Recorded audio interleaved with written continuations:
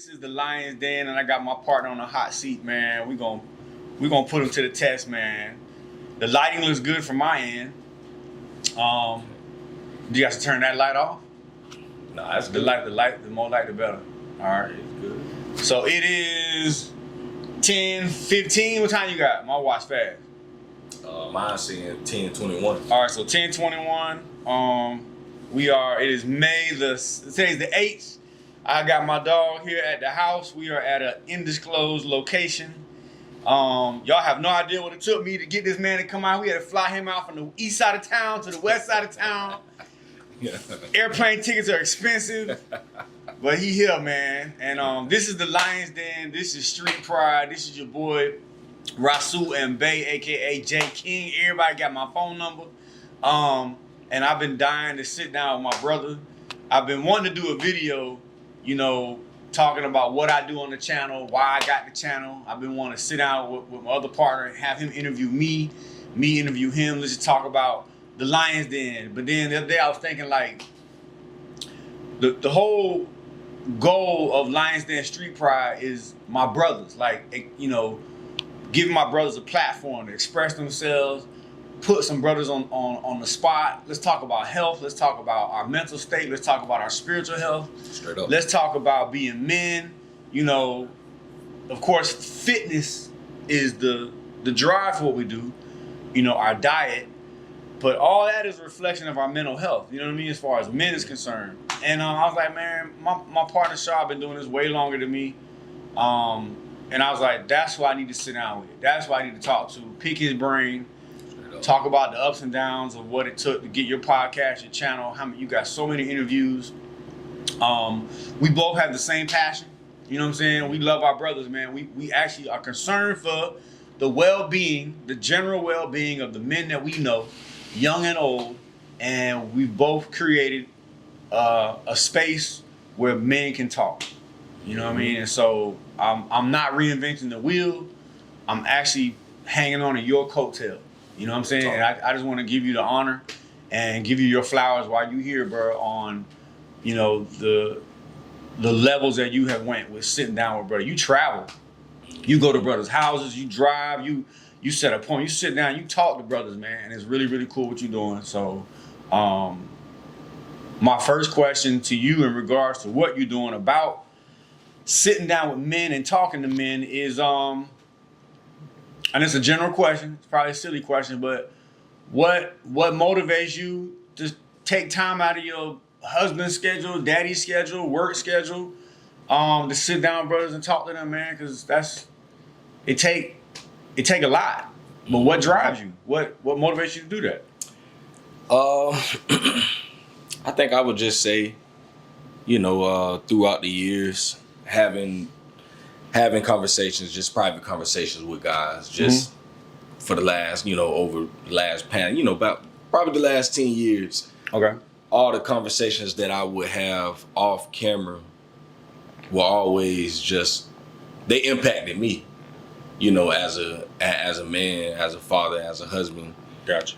And so I started to feel like, as much as I'm empowered by these conversations, as much as I'm encouraged, I feel like I'm gatekeeping almost. I'm like, well, I have some great conversations with so many different guys that, man, I need to start to open up these conversations and start recording them so that other people can hear what I'm hearing. Absolutely. I want other people to see what I'm seeing because, of course, a lot of black men got, they would have a bad reputation because of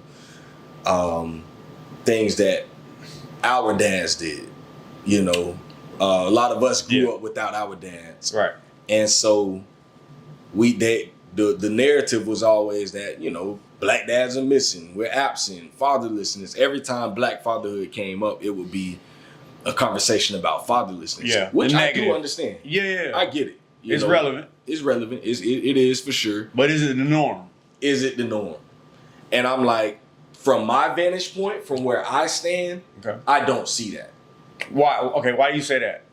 I know a lot of me, my brothers, my cousins, all the guys that I was hanging out with, guys at the church, you know, from my vantage point, that wasn't what I was seeing. Even though I do understand it, I do know a whole bunch of dads that ain't doing what. But you're saying from where you are, according to those particular that narrative, you're seeing dads. I'm seeing dads from where I'm at. Okay, so all right, so is it safe to say you was like, well, hold on, let me broaden my perspective? Like you kind of step back. So what?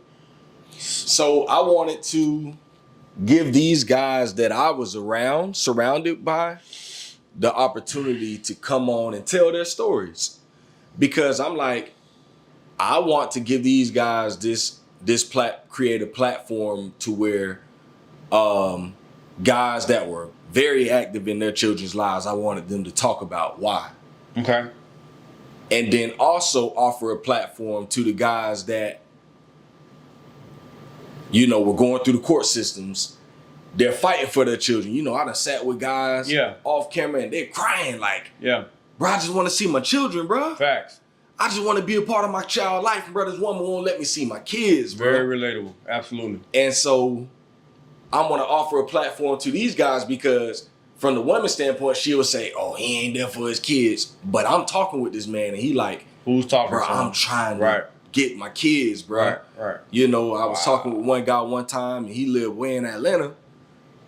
And he like, bro, I drove all the way to Gainesville. Come on, man. The woman told me that she was going to let me get my kids. Right. I got all the way to Gainesville and got in this woman's yard and she said, nigga, I don't know why you came here.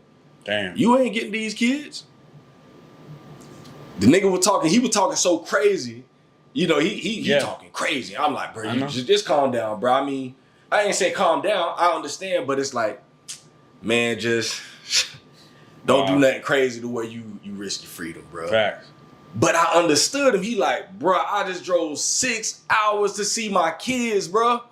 And this woman told me that I ain't finna see, he ready to crash something. If you ain't never been through that, you have no clue what that does to a man's mind, bro. That's hard, bro. Like, and so, not to cut you off, but that false narrative that black men are not in position, that black men are not taking care of their kids, that false narrative is very effective. People believe it, and it is not true. So when that narrative is so embedded into our culture, when brothers are going through situations where the relationship ain't working, and the woman starts to use the child as bait, you know what I'm saying? They're being driven by that narrative, whether we believe it or not, because she's fired up by her scorn, you know, whatever childhood she had, bro. That will drive a brother nuts. That shit hurts. Yeah. You know what I'm saying? You got brothers who they done set up a whole birthday party, and she'll come home and take the kid and dip. Sheesh. The birthday kid, like, yeah, that man drove all that time. Not even think about, did he take time off of work? Was he on his last $200 till he get paid? Do you know what it take to drive 6 hours? You know what I'm saying? Was his car in a good condition? Like, all that stuff is on that man's mind. And got to drive back. And got to drive back. Sheesh. So, sheesh. Well, those are the, you know, those are the things that really ain't, you can't take that to court. Brother can't stand there in front of the judge and be like, man, this is what I'm dealing with. They don't want to hear that. They don't want to hear that. So that's where the frustration lies. So basically you were having conversations with men and you're like, man, people need to hear this. Straight up. You know, because you was before Dad Can We Talk, you were working with Gerard Duncan on, what was his Innovative Dads. Innovative Dads. And so even with that, you know, was that like a launching? We launched that 2013. No, I'm saying, was that like, would you consider that experience what catapulted you to do? Okay. Yes. Right. I mean, exactly what catapulted me there, because when we started that, you know, he had this idea. I was just having my first child, and I'm like, heck yeah, bro, I'm all in. Okay. And so we started doing all this stuff in the community. And what really got me was a lot of times I didn't really understand what we were doing, you know, with the Innovative Dad program, you know, because guys would reach out to me like, hey, man, I see y'all got this Innovative Dad thing, you know, when do y'all meet? And I'm like, We not. We don't. Yeah. You know, You're just we doing don't. events, just doing We activities. events, doing activities, and I'm like, you know, and I would bring it back to Pastor, like, hey, I'll never forget this conversation me and him had. I was like, bruh, I met this one guy and he was asking when do we meet and stuff, and I was like, you know, I think we should have like a time, a day where we meet, where dads could come and, you know, just kind of get stuff off their chest. And he was like, I ain't trying to do all that, man. You know, Joker just want to come talk. And I was like, I mean, yeah. I mean, that's what we need to do. That's what niggas need to do. We need to talk. Yeah. And he was like, man, they coming all that talking, and man, we trying to get in the community. And I'm like, but we already doing that, bro. I think God just need a place. And I was like, I mean, I get it though. Just your organization. Yeah. It ain't mine. So yeah, I kind of left it alone. And from there, I was like, shit, bro. I mean, I can start my own thing, bro. You know, like, I do think that that's important because even I needed that. That's what's around that time. You know, where it ain't about church. It's just dads, bro. We coming together. We just need to chop it up, bro. Yeah, man. Sometimes. And that was probably about 2015-ish, 2016-ish. 2018, that's when I was with my kids at the library, and just it sparked in my mind, like, man, God, what have you given me? Dang. Like, what am I know what I'm doing with the church. Like, that's somebody else's vision. What is my thing? Like, what have you given me? Right. And, you know, I was big podcast listener. You know, I used to love listening to true crime. That's how I got into podcasts. Facts. Listening to true crime, listening to stuff about serial killers. Yeah. That was my thing, bro. Yeah. I love listening to stories. I knew you was weird. Go ahead. I can see your ass too in the car trying to listen to slaughters and murdering and body parts. Yeah, bro. Unsolved crimes. Yeah, that's what's up. I love that. You know, I would be at the warehouse, you know, in that 10-hour shift. I'm listening while I'm working. That's dope. And so after a few months, it got a little dark for me. I'm like, boy, I've been listening to this stuff a little too much, you know, and yeah, that was my introduction to podcasts. And so I didn't really know that there was a whole world of podcasts. Yeah. And so I started exploring more, found some about sports. I'm like, oh, okay. Quentin Richardson and Darius Miles, two former NBA players that, you know, from the early 2000s.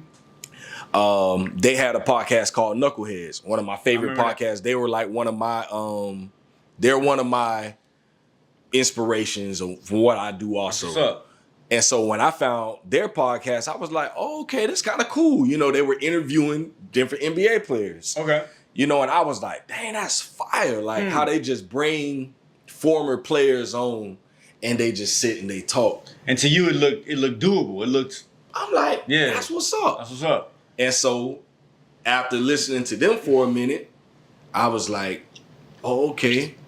What if I was to start a podcast, fathers, like what Knuckleheads doing? Facts.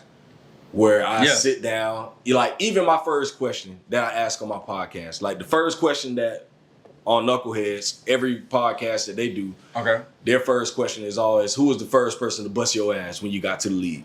Dang. Like that's always their first question. That's dope. And so I was like, dang, that's fire. Like I love their whole concept. And so even with my podcast, when I started, my first question is always, did your daddy ever beat your ass? Yeah. No, that wasn't it. No. I need to start asking that question. What's up. For real. But, that's the problem right there. Your daddy, you must ain't had no daddy beat your ass, boy. That's the problem. But go ahead. Yeah. So my first question is always, you know, what was your relationship like with your dad? Facts. Boom, that can establish a whole entire conversation. And so I got that from just looking at the Knuckleheads. And so they're like a huge inspiration for me when it comes to podcasting.